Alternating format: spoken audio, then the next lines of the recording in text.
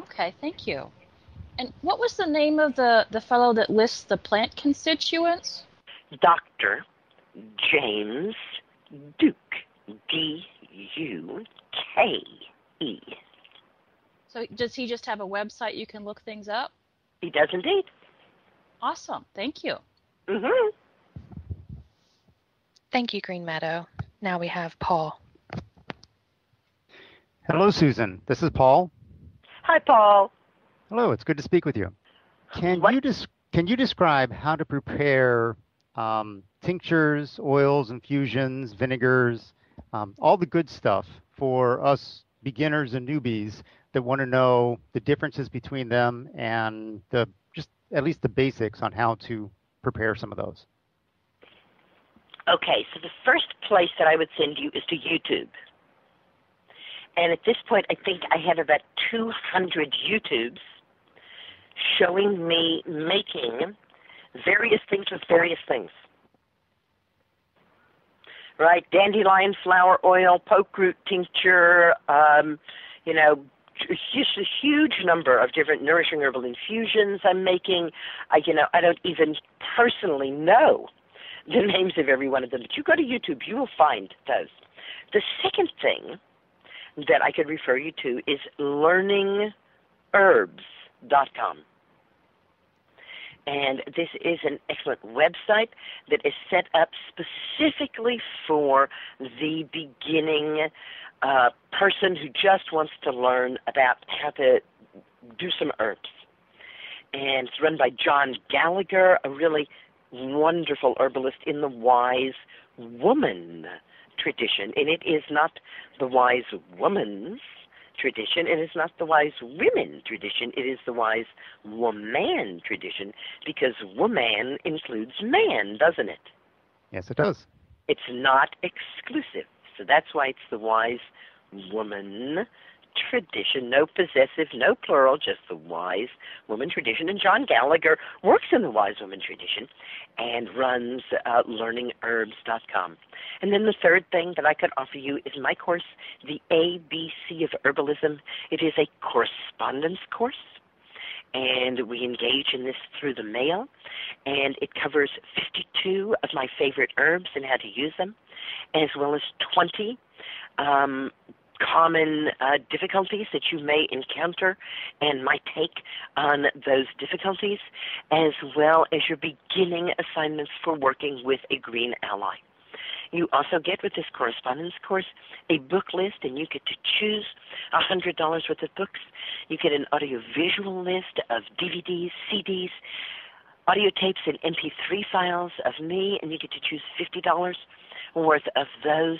You get a set of herbals that I have hand-selected for you, and you get 3 hours of my time to ask me questions, just like what we're doing here tonight. Great. We'll check out those sources. Thanks for asking. Following up with that Green Ally, which I've heard you speak about before, how can we develop our plant communication skills? Sitting down and getting some of that information directly from the plants that I've heard you speak about before. I'm happy to, but the difficulty is that it's so simple you won't believe me. It always is. It always is, isn't it? The first that I heard from the plants really was when I spent the summer in my teepee. And I was sleeping on the ground. And when you're sleeping outside, if you're inside, you think, oh, outside must be so quiet. But, of course, outside, especially in the country, it's very, very noisy. And I, soon became accustomed even to the whippoorwill who went on night after night to those noises. And then I heard, all the monsters crashing around at night, who I soon discovered were actually quite small animals. And then I began to hear and in my mind, I said, is someone laughing? And in my mind, the answer came, yes, we're laughing, the plants. And thus began my apprenticeship and my learning from the plants themselves. And I asked the plants, I said, how can people do what I'm doing? And they said, it's very easy. Take off your shoes. You must walk barefoot. Do not put yourself in small metal boxes that go in high speeds. And do not sleep in rooms with corners. Now, of course, the difficulty with that prescription is that the vast majority of us are doing all of those things all the time, aren't we? Yes. We are sleeping in rooms with corners. And I think about how many of the indigenous people of the world have dwellings that are round. Or, like even a longhouse didn't really have corners, although it wasn't strictly speaking round. And how rare it is for there to be corners in nature. So that told me something very important. And then I thought about what happens when I put myself in a small metal box, or even a big metal box, and move very, very, very fast. And what happens, I think, inside me is that I become so speeded up that it's impossible for the plants to communicate with me. The plants already have to go as fast as they can possibly go to meet even the slowest human, because we are going so much faster than them. So one of the primary things that we really can do to be more in touch with the plants is to go at their rate. And one of my teachers told me that a tree exhales all day long and inhales all night long. And that's one of the reasons why trees live so long, because they breathe so slowly. I don't think a botanist would necessarily agree with this. I think this is more evocative than scientific, but it certainly is evocative. That living outside, that sleeping in the teepee, for me, brought me to that quieted, slower state where I didn't need to have new stimulus right now, new stimulus right now, new stimulus right now. I sat at airports, and I have counted how long an image is on the television, and it's rare that there's an image on the television for more than 2 seconds. It's very difficult when we need something new every 2 seconds to be able to hear from the plants, which might breathe once in 24 hours. As for taking your shoes off, the truth of the matter is everybody can do that. You don't have to walk anywhere.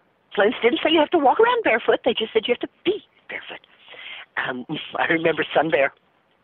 And really, busy high-level executives and CEOs would come to Sun Bear and say, well, I need to know something. And Sun Bear would say, okay, you're going to have to wear loafers to work.